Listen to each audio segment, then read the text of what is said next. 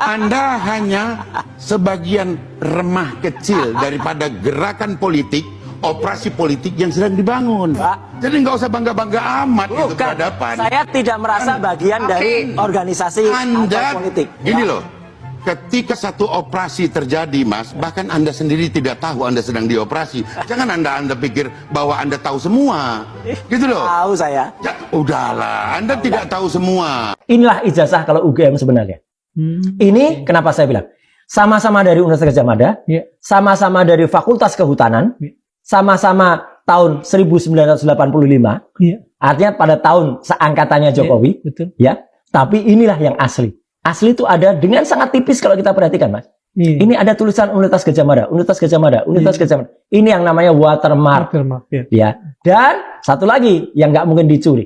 Ini ada yang namanya emboss. Iya, emboss pada tanda tangan rektor. Ini logo UGM. Jadi logo UGM ini dicap emboss, ya, ditekan. Itu tidak ada di sini ya, sama sekali ya? Sama sekali tidak ada pada ijazah palsu ini. Ya, lihat. Nah, tipis sama sekali. Kalau ini scan, pasti muncul watermark. Kalau ini ada asli juga, pasti muncul yang namanya embossnya. Ini tidak ada sama sekali. Dan disinilah ada. Saya dengan segala hormat harus menyamarkan pemilik asli ijazah ini, karena beliau bukan pejabat publik. Silakan Ibu. Logo UGM-nya juga perhatikan, Mas. Penyok. Yang satu perot gitu ya kan, penyok gitu ya. Sedangkan yang satu inilah logo UGM yang asli. Kalau materai sama lah ya. Materai sama, ya kan gitu. Tapi capnya juga beda, Mas. Yang sebelah ini capnya di atas pas foto. Jadi pas fotonya dicap. Kalau ini pas fotonya di atas cap. Konyol banget. Dan bahkan ini akhirnya saya analisis lagi yang katanya scan ini. Jelas betul ketika dianalisis dengan namanya luminance and gradient. Yaitu luminance gradient itu gambar itu kemudian kayak diambil sudutnya sehingga menjadi relief. Nampak betul ini soal cap itu yang ada di bawah foto. Tuh. Iya kan? Jadi capnya ada di bawah foto. Tidak ada embossnya, tidak ada watermarknya juga, dan penyok juga. Jadi artinya ijazah yang ditampilkan yang katanya scan ijazah asli dari Andi Aswan itu, sekali lagi saya sebutkan palsu. Dia sudah membuat kebohongan publik yang sangat-sangat fatal. Pada saat pertemuan terakhir kan Mas Roy ada di sana, kemudian teman yang mengatakan itu tadi juga ada di sana. Kemudian ada sempat terjadi ini nggak? Oh sempat. Dia sempat mengatakan ini asli apa? Nah dia terus sempat berdebat. Bahkan dia sempat sebenarnya agak dimarahi hostnya, Mas Aiman tadi. Kenapa? Ya karena Aiman juga merasa berarti bohong kan, gitu. Dengan mengatakan asli, dia bilang saya nggak bohong nih. Terus dia bawa selembar kertas tapi saya nggak tahu apa itu, ditunjukkan ke Aiman. Lah kalau memang benar tampilkan, kalau berani tampilkan, tapi dia nggak berani menampilkan, gitu loh. Jadi pokoknya lebih kacau lagi. Apalagi kalau kita analisis dengan yang selalu itu menjadi kemana heboh. Jadi ELA. Itu sebutnya dianalisis dengan berbagai cara. Ini analisis ELA, error level analysis.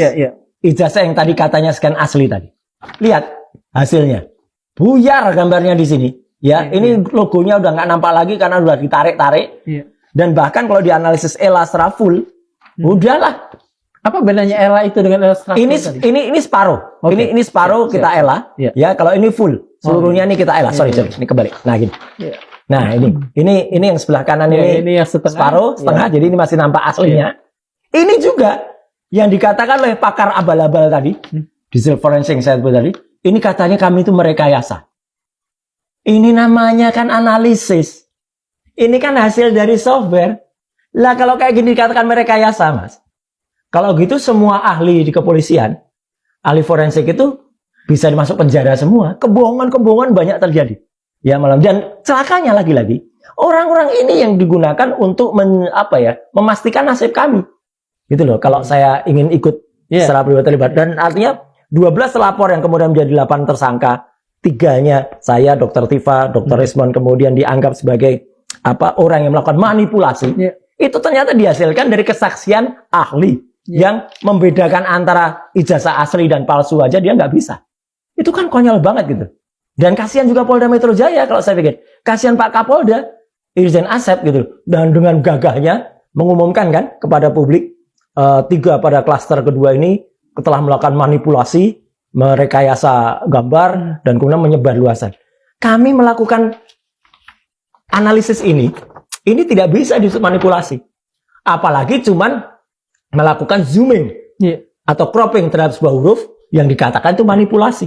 Kan konyol banget. Bahkan ketika kemudian kami mendapatkan salinan ijazah yang resmi, ya, yang kami dapat sekarang dari KPUD, ini kan juga lucu banget nih. Terakhir mungkin pemirsa Madilog juga tahu ada kasus ketika KPUD Solo mengatakan sudah memusnahkan. Kan konyol banget, ya toh. Jadi dia tidak bisa menampilkan kayak gini, bahkan ditutup-tutupi. Harusnya kan terbuka gini. Saya punya nih filenya yang terbuka semuanya, ya.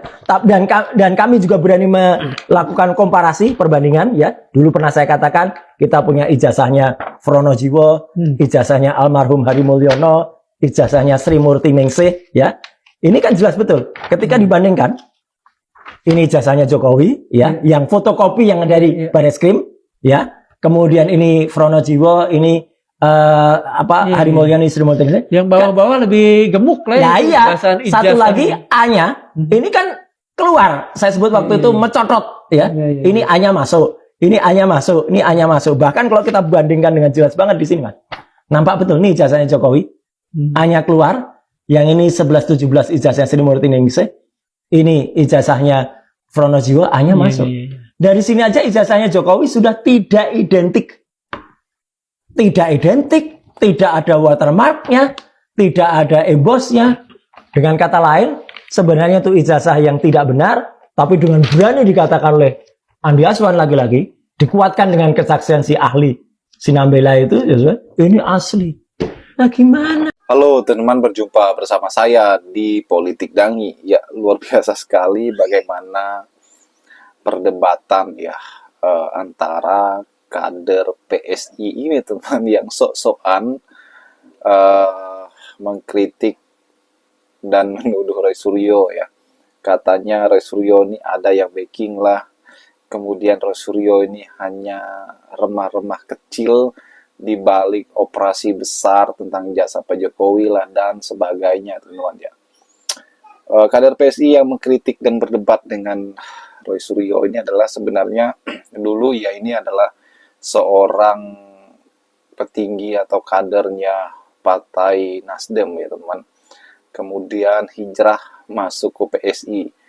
Ya, kalau kita melihat memang PSI ini kan adalah partainya Jokowi teman-teman ya. Sejak awal juga orang-orang juga tahu ya. PSI ini miliknya Jokowi ya. Maka tidak heran kalau mereka ini memang membela Pak Jokowi. Namun apapun itu ya, Roy Suryo sudah menjadi tersangka kasus ijazah Pak Jokowi.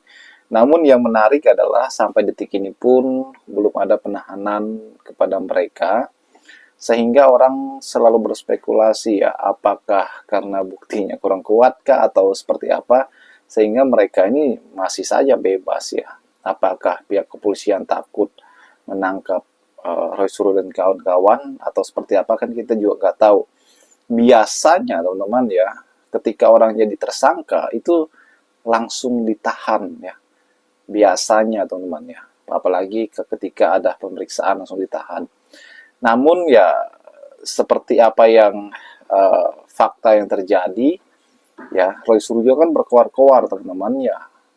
Kalau saya ditahan ya sebagai tersangka, bagaimana dengan Sylvester Matutina yang adalah relawan merah putihnya Jokowi ya, yang kemudian menjadi tersangka hingga 6 tahun yang lalu sampai sekarang ya, namun masih aktif sebagai komisaris di salah satu BUMN.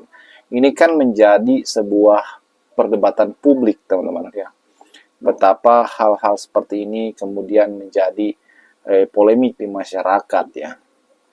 Jadi jangan ada backingan politik sehingga mereka-mereka yang menjadi tersangka malah bebas ya. Seandainya itu masyarakat biasa ya seperti apa, mungkin sudah masuk penjara ya kan. Dan itulah kenapa inilah fakta yang ada di negara kita teman-teman. Roy Suryo dan kawan-kawan sudah menjadi tersangka ini sudah mungkin ya sebulanan ya, namun belum ada reaksi apapun. Bagaimana menurut kalian?